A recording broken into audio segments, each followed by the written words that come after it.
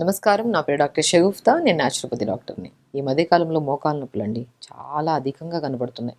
ఎందుకంటే ఆల్మోస్ట్ యంగ్‌స్టర్స్‌లో ఇప్పుడు మనం మోకాళ్ళ నొప్పులు అంటే పెద్దవాళ్ళలో గమనిస్తాం. ఎందుకంటే బోన్ డెన్సిటీ తగ్గడం వల్ల, ఎక్కువ స్ట్రెయిన్ అయిపోవడం వల్ల, ప్రాపర్ న్యూట్రిషన్ ఎందుకంటే డయాబెటిక్ ఉందని కొన్ని ఫుడ్‌లు తినొద్దు, బీపీ ఉందని కొన్ని ఫుడ్‌లు, కొన్ని ఫ్రూట్స్ తినొద్దని చెప్పేసి వాళ్ళలో కొన్ని న్యూట్రిషనల్ డెఫిషియన్సీస్ వల్ల, బోన్ డెన్సిటీ లో అవ్వడం వల్ల పెద్దవాళ్ళలో మనం కామన్‌గా చూస్తుంటాం.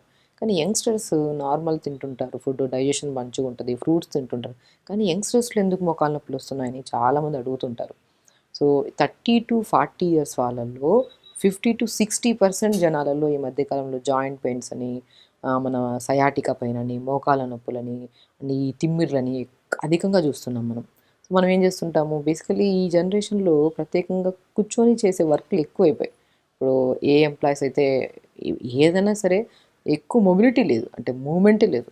సో నేనేమంటంటే మన పాతకాలంలో అది కూడా మోకాళ్ళ నొప్పులనేది చాలా రేర్‌గా చూసేవాళ్ళం. ఎందుకంటే వాళ్ళు లేచి మంచిగా మార్నింగ్స్ లెగడము, మోషన్ నీట్‌గా పాస్ చేయడము, ఎర్లీ మార్నింగ్స్ మంచిగా ఒక 1 మీల్ హ్యాపీగా కన్వీనియంట్‌గా తినడము. సో దాంతో పాటు ఫిజికల్ యాక్టివిటీ ఎక్కువుండేది. నడవడం గానీ, లేదంటే యాక్టివిటీలో చేయడం గానీ, పొలం పనులు గానీ అవన్నీ చేసేవాళ్ళు.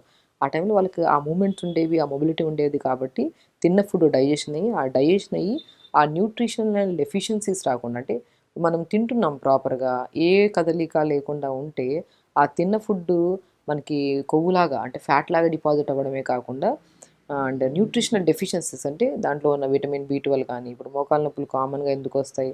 సో లేదంటే కాల్షియం డెఫిషియన్సీ అన్నా ఉండొచ్చు. లేదంటే బి12 deficiency, D vitamin deficiency, iron, potassium, magnesium deficiencies వల్ల మనకి జాయింట్స్‌లో పెయిన్స్ గానీ, తిమ్మిర్లు రావడం గానీ జరుగుతుంటాయి. సో మనము ప్రాపర్‌గా న్యూట్రిషన్ తింటున్నాం కానీ ఫిజికల్ యాక్టివిటీ లేకపోతే ఆ న్యూట్రిషన్ కూడా ఏమవుతది ఎలిమినేట్ అయిపోతది కానీ బాడీ యుటిలైజేషన్ తగ్గిపోతది. సో దానివల్లే ఈ మధ్య కాలంలో మనం ఎన్ని టెస్ట్‌లలో మెయిన్ థింగ్ నేనిప్పుడు చెప్పిన టెస్ట్‌లు ప్రత్యేకంగా చేయించమంటుంటాం జాయింట్ పెయిన్స్ వస్తే. కాబట్టి మనం తిన్న తర్వాత మనం ఫిజికల్ యాక్టివిటీ ఏదో ఒక మూవ్‌మెంట్ ఉండాలి. జాయింట్స్‌కి మధ్యలో అలా ప్రత్యేకంగా కూర్చొని గంటలు గంటలు కూర్చుంటే మూవ్‌మెంట్ ఉండకపోతే జాయింట్స్ స్టిఫ్ అయిపోతాయి. ఆ స్టిఫ్ అయిపోవడం వల్లే ఈ జాయింట్స్‌లో మధ్యలో ఫ్లూయిడ్ తగ్గిపోవడం గానీ, రకరకాల సమస్యలు.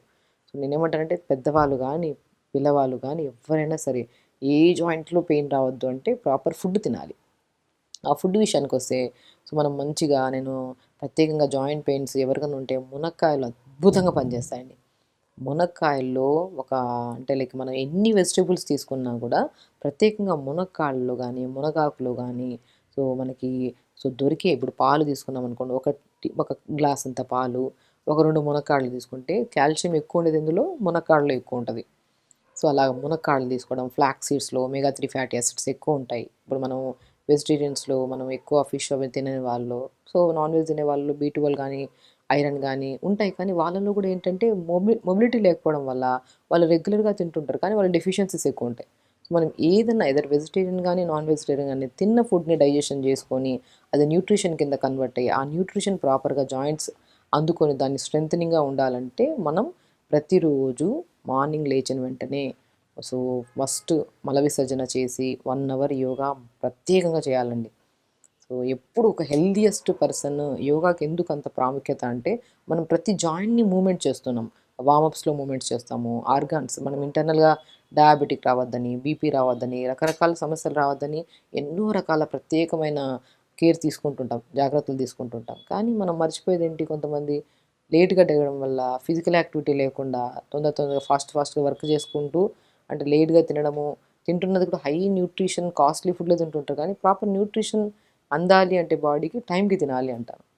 కాబట్టి మనకి ఎప్పుడైతే మార్నింగ్స్ ఫిజికల్ యాక్టివిటీలో యోగా రెగ్యులర్‌గా చేసుకుంటూ ఉండి, దాంతో పాటు మునక్కాడల్ని మనం రెగ్యులర్‌గా కూరల్లో గానీ, మునక్కాడలను మనం ప్రతిరోజు కూరల్లో తీసుకొని తినలేము కదా! నేనేమంటా అంటే మునక్కాడలను తెప్పించుకొని ఒక 4, 5 మునక్కాడలను తెప్పించి చిన్న చిన్న ముక్కల్లా కట్ చేసి నీళ్ళల్లో వేసి ఒక 30 సెకండ్స్ టు 1 మినిట్ వేడి చేస్తే కొద్దిగా మెత్తగవుతాయి. దాన్ని తీసి ఆ లోపల ఉన్న పిప్పి ఉంటది కదా! మునక్కాడ లోపల ఇలా చీలిస్తే మధ్యలో విత్తనాలు, ఆ పిప్పునంతా తీసేసి ఎండబెట్టేసేయండి ఒక కాటన్ క్లాత్‌లో తీసుకొని. దాంట్లో మనం ఎండబెట్టిన తర్వాత పౌడర్ వస్తది కదా! ఆ పౌడర్‌ని ప్రతిరోజు ఆవు పాలల్లో కావాలంటే ఆవు పాలల్లో అయినా తీసుకోవచ్చు. లేదంటే మజ్జిగలో అంటే మజ్జిగలో, హాట్ వాటర్‌లో అయినా తీసుకోవచ్చు. కొంతమందికి ఎలర్జీ ఉన్నట్టుంటే మనం పాలు తాగొద్దంటాము. కొంతమందికి ఆస్తమా ఉంటే కొంతమందిలో, అందరిలో కాదు మజ్జిగ తాగొద్దంటుంటాం. అలాంటప్పుడు హాట్ వాటర్‌లో మీకు ఏది కన్వీనియంట్ ఉంటే ఆ కన్వీనియంట్‌గా ఉండేటట్టు ఒక గ్లాసు మిల్క్లో కానీ హాట్ వాటర్లో కానీ మజ్జిగలో కానీ మునక్కాడ లోపలతో చేసిన గుజ్జు పౌడర్ని మంచిగా ఒక స్పూన్ కలుపుకొని తాగారనుకోండి. సో ప్రతిరోజు అండి క్రమం తప్పకుండా 10-15 రోజులు తాగి చూడండి. అద్భుతంగా నాట్ ఓన్లీ మీరు ప్రయత్నిస్తున్నప్పుడు మీరు జాయింట్ పెయిన్‌లో మోకాలు నొప్పులు వచ్చిందని మీరు తాగుతుండొచ్చు. కానీ ఎక్కడ ఏ జాయింట్‌లో స్టిఫ్‌నెస్, పెయిన్స్ అండ్ తిమ్మిర్లు, బలహీనతలు కూడా రాకుండా ఆ మునక్కాడ లోపల గుజ్జు పౌడర్‌ని మనం పాలలో గానీ ఇలా కలుపుకొని తాగడం వల్ల హాట్ వాటర్‌లో గానీ డిపెండ్స్ తాగడం వల్ల మీకు అన్ని జాయింట్స్ ఎనర్జిటిక్‌గా ఉంటాయి. ఎందుకంటే మునక్కాడకి ఎందుకంత ప్రాముఖ్యత అంటే దీంట్లో calcium, potassium, magnesium, B complex vitamins, D vitamins కూడా సంపూర్ణంగా ఉంటాయి కాబట్టి మనం ప్రతిరోజు కూరలో తినమంటుంటాం. కానీ కూరలో తినడానికి రోజు అవ్వదు కాబట్టి ఒక్కో రోజు ఒక్క కర్రీ తింటుంటాం. దాన్ని ఇది పౌడర్ ఫామ్‌లో చేసుకున్నాం అనుకోండి మంచిది. ఇది కూడా ఒకరోజు మునక్కాడ లోపలతో చేసిన గుజ్జు పౌడర్‌ని కలుపుకొని తాగుతారు. ఒకరోజు మునగాకు పౌడర్. మునక్కాడ లోపల గుజ్జు గానీ, మునగాకు తీసుకుంటే కొంతమందికి హీట్ అయ్యే ఛాన్సెస్ ఉంటాయి. కొద్దిగా బాడీ హీట్ అయ్యే ఛాన్సెస్ ఉంటాయి. అప్పుడు మనం ఏం చేస్తాం, ఒక ఇలాచీని క్రష్ చేసి యాలుకని పౌడర్‌ని కొద్దిగా కలుపుకొని అది మజ్జిగలో గానీ, హాట్ వాటర్‌లో గానీ, నీళ్ళలో గానీ మీకు ఎలా కన్వీనియంట్ అయితే అలా కన్వీనియంట్‌లో ఓ రోజు మునక్కాడ లోపల గుజ్జు పౌడరు, కొద్దిగా ఇలాచి కలుపుకొని తాగారనుకోండి. సో హీట్ అవ్వదు, బ్యాలెన్స్ ఉంటది అండ్ ప్రాపర్ న్యూట్రిషన్ కూడా అందుతది. అండ్ ఇలాచీలో ఇంకొక మెయిన్ ప్రాముఖ్యత అంటే డైజెషన్ ఇంప్రూవ్ చేస్తది యాలుకలు తినడం వల్ల. సో దాంతోపాటు బీపీ ఉంటే బీపీ కంట్రోల్ చేయడానికి, బాడీలో వాతం ఉంటే దాన్ని కూడా కంట్రోల్ చేయడానికి యాలుక పౌడర్‌ని వాడుతుంటాం. ఇది కూడా ఎక్కువ కాకుండా తక్కువ మోతాదులో. సో చూసారా మనము మోకాళ్ళ నొప్పులుంటే, జాయింట్ పెయిన్స్ ఎక్కడున్నా కూడా ప్రతిరోజు మెయిన్ ఇంపార్టెంట్ ఫిజికల్ యాక్టివిటీ. మనం రోజు మీరు చెప్పినట్టు మేము పాలు తాగుతున్నాం, దాంట్లో మునక్కాడ లోపల పౌడర్ కలుపుకొని తాగుతున్నాం. అయినా మాకు రిజల్ట్స్ రావట్లేదు అంటారు కొంతమంది. సో నేనేమంటానంటే ఫిజికల్ యాక్టివిటీ. ఇది తిన్నా కూడా, ఇది తాగినా కూడా డైజెషన్ ప్రాపర్‌గా ఉండాలి. అది ఉండాలి అంటే మనం మార్నింగ్ ప్రతిరోజు యోగా చేసుకోవాలి. అలా యోగా చేయడం వల్ల మనకి జాయింట్స్ డైజెషన్ ఫ్యూచర్‌లో డయాబెటిక్, బీపీలు, ఇవి రకరకాల సమస్యలు ఎక్కువైపోయాయి మధ్యలో.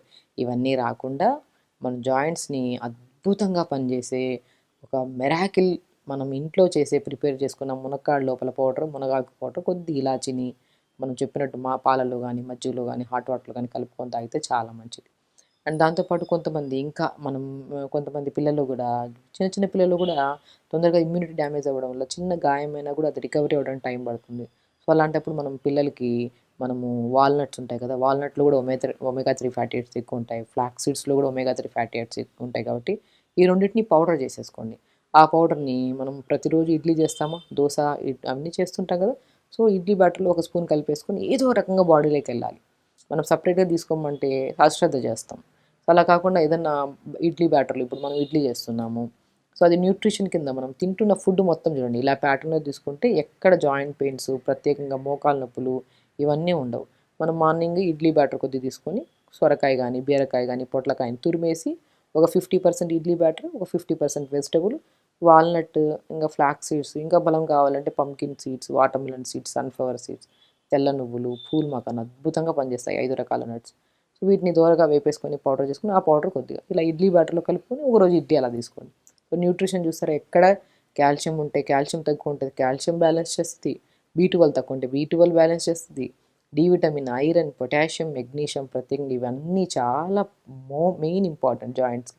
ఇవన్నీ ఈ నట్స్‌లో అన్నీ దొరికిపోతున్నాయి కాబట్టి ఇవి మనం డైలీ తినే ఇడ్లీలో ఇవన్నీ కలుపుకొని తీసుకుంటే మంచి ఫైబర్ ఉంటది. మోర్ న్యూట్రిషన్ ఉంటది. సో డైజెషన్ కూడా మంచిది. సో అలాగా మనం ఇడ్లీ మనం ఒకరోజు ఇడ్లీ, ఒకరోజు మనం జావ గానీ, రాగి జావ గానీ, జొన్న జావ గానీ అలా తీసుకుంటాం. ఒకరోజు ఇలా బ్రేక్‌ఫాస్ట్ అయ్యాక లంచ్‌కి బ్రౌన్ రైస్, ఎక్కువ ఆకుకూరలు, ఎక్కువ వెజిటబుల్స్ ఏసుకొని తినడం.